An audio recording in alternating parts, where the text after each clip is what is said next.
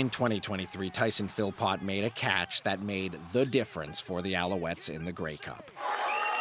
Now, the difference he's hoping to make is with students about bullying. You know, I've definitely been the jock in the groups, you know, where we could have been nicer to some students and stuff. So that's why it's awesome for me to kind of learn and, you know, look back and, you know, try and give the kids some insight on where I wish I had when I was younger. The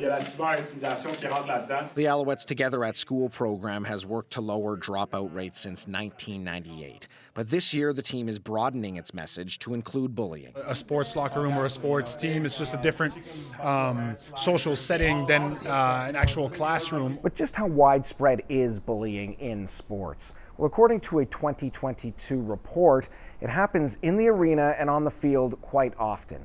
Let's take the example of a typical hockey team of 20 players. According to the report, 15% of players reported repeated harassment. That means 3 players on that team of 20. But when it comes to isolated incidents, that number jumps to 50%. That's half the team, or 10 players. Now let's compare that to what students reported in school. 25% say they've been bullied repeatedly.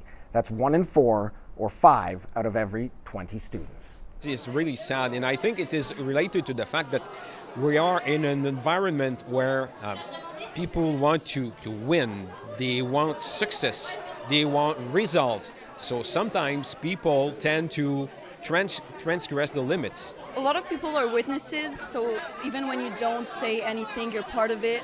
So I think, yeah.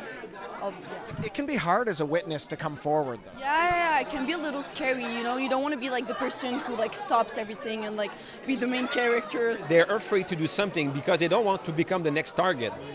You have to do something. The Alouettes Together at School program will visit at least 32 high schools with the goal of reaching 10,000 young people.